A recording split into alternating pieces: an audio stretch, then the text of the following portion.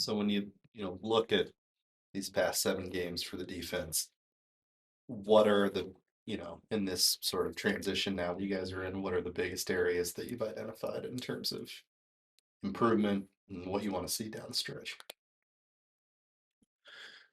It's there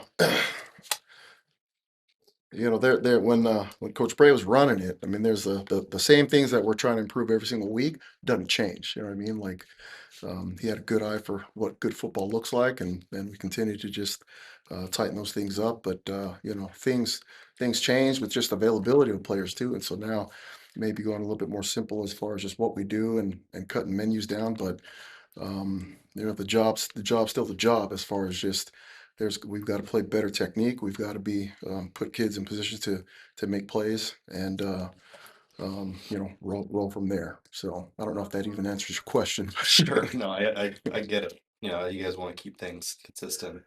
Yeah, and it's um, yeah, it's kind of a living, growing question. You know what I mean? As far as what is it now? What was it yesterday? What was it? What's it going to be next week? And really trying to identify that. And some things we want to kind of keep a little bit tighter to the vest as far as what we're doing, but other stuff, it's really, when you're talking about just ball, it's bring kids along. I mean, I would say that probably this time more than in the past, it's the coaching job is motivation. It's inspiration. It's trying to get kids kind of just moving forward as well as the staff. You know what I mean? Where um, you guys watch Game of Thrones and that stuff. It's not. I'm not implying that any of that stuff's happening, but there's when the head coach is gone, you've got an interim head coach. There are a bunch of people in the building that weren't brought here by him. You know what I mean? And it's not any fault of his, but now it's like um, keeping the staff together as far as loyalty, drawing a little bit more as far as what can this person do, what can this person do, but also, I mean, that's it's a living, growing, moving organism. That's just obviously the mood goes kind of, it had been down the last couple of days, but we're all trying to push in the same direction, bring it up. um, but there's so much complexity to the question. What are we doing? There's a lot to fix technique wise. There's a lot to fix scheme wise. It's cutting things down schematically so that we can be better at what we do. But also the job really, at least for me, feeling a little bit more like inspiration and motivation, and just kind of keep plugging forward. What's new on your plate as the interim, kind of co-defensive coordinator? I think Coach Akey wants us to keep things as it had been operating, and so we're all really still in charge of things that we have been doing. Because I'd done it in the past, I really had to kind of flip the switch as far as just looking at the game as a play caller, and we hadn't necessarily even made the decision yet as far as, but we're, it's a collective deal. We're going through it, but it is now. Now I've got to watch games. I'm not in my cubicle just watching the D line anymore. It's seeing the whole thing. It's buzzing through every single game, which is just what you normally do anyways. But now it's just a coordinator as far as just what can we do. How can we stop them? Right? How can we get takeaways? How can we keep points off the board? All those kinds of things. Those kinds of things keep me up at night, and they always have in the past. Um, and so, that's when you're talking about just what's on my plate. It's really the same stuff, but um, I wake up in the middle of the night thinking, okay, what if they do this? How do you defend this? What if this guy's hurt? Which is the stuff that Coach Bray had been doing, and I'd been sleeping sound on my pillow because I just worked, got the D tackles. So, yeah, kind of the same, but a little bit of everything. You know what I mean? And I don't know if that answers your question. When you talk about bringing guys along and availability and stuff like that, do you mean more on the injury side in terms of the availability, or are you guys at a point now where there are guys who are deciding, that they're going to maybe sit out the rest of the season, enter the Yeah, transfer that's portal? Is that that that's always it's a tough question just because of the portal world, but really a lot of it comes down to kids and how many games they played in. Are we trying to save their red shirt? Do you want to play another?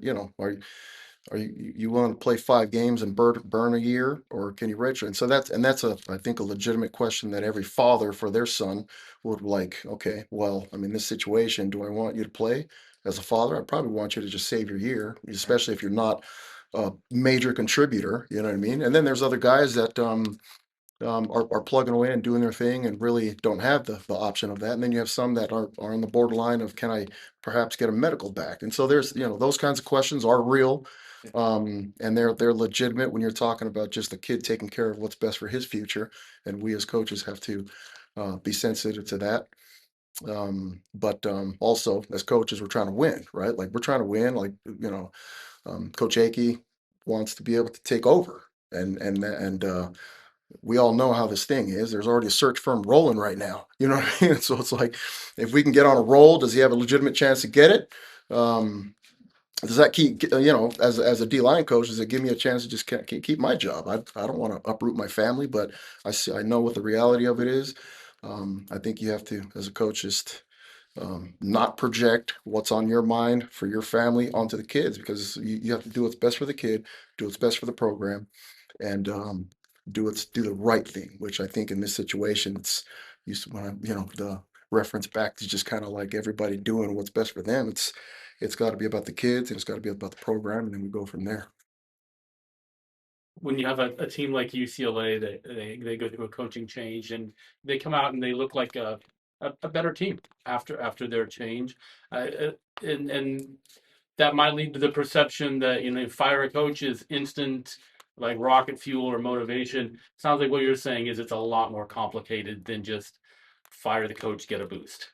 Absolutely. I think every situation is a little bit different, and I think you can go back farther enough in time and say, you probably get more teams that tank than you do teams that take off. You know what I mean? And so, but our plan isn't to do anything but battle and win. I think it's in the DNA of the kids, the program, of what Coach Bray taught when we were here, and we all believe. And so the plan is to move forward with this game and win this game, and continue to plug forward. And um, I, I think that kind of thing is uh, for you guys to write about if we can take off. You know what I mean? So What do you see out of this Lafayette offense? they're um, they're insistent on running the ball. They've got big old linemen, and they do a really good job with their scheme, just making it a little bit easier for those guys to mount people up, and they do a really good job. I mean, their backs are really patient. Their scheme makes it where their backs can really find soft spots, and if you've got soft spots up front. And I think that their backs do a really good job, and they've got enough scheme that just kind of puts strain on coverages too, as far as the way they do things. So isolating a guy to the field, and bringing all your whole formation to the boundary. Like there's a lot of different things that people do to put strain on coverage, but they do enough of both. But there's a belief, and they insist on running the ball. That's like, you can see that in the DNA of their program, and really their stats and what they try to do. They have two running backs with two different distinct styles too, it seems. I'm wondering your, thoughts on those guys. No, I think that their running back room is a good group of players. I think that they run hard, they break tackles, they're fast, and I think that they've done a really good job just highlighting their talents, their specialties, because they're a couple of good players, but they do a good job up front too. I think that their O line, probably just like every O line in the country, gets too much blame and not enough credit. Their O line does a really good job. You mentioned, are you the play caller this weekend? I don't know that. We're I don't think it matters. Right now, we're really just trying to stay in the way that we've been putting this thing together. I've called a period yesterday, and Coach Rod called the periods today, and it's really, I think, as we're starting to just work through it, Coach Akey wants us to both be involved in moving forward. But I think it's more about, sometimes it's not, there's not as much magic to calling a game as it is put together the game plan. And so if we as a staff, if we feel good about the game plan and we know what we want to call in certain situations, any of the coaches upstairs can call it. And I've got full belief in that. And obviously, just I've got experience. I've called close to 100 games, but um, it's really just probably not on the forefront of my mind. We just get the kids where they need to be.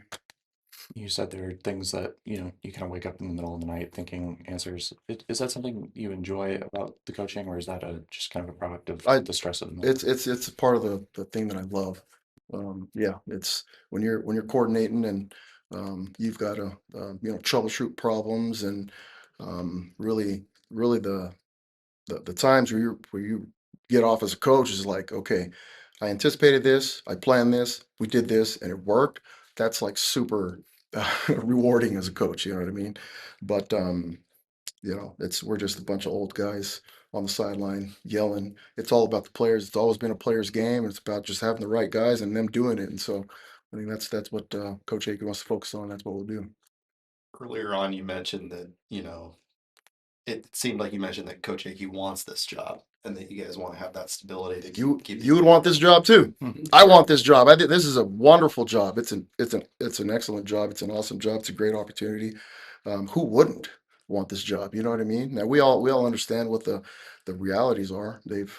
Like I've said, I'm sure they've already got the search firm kind of out there. But if we can get on a roll, why wouldn't he deserve to have this job or at least an opportunity to interview? You know what I mean? So.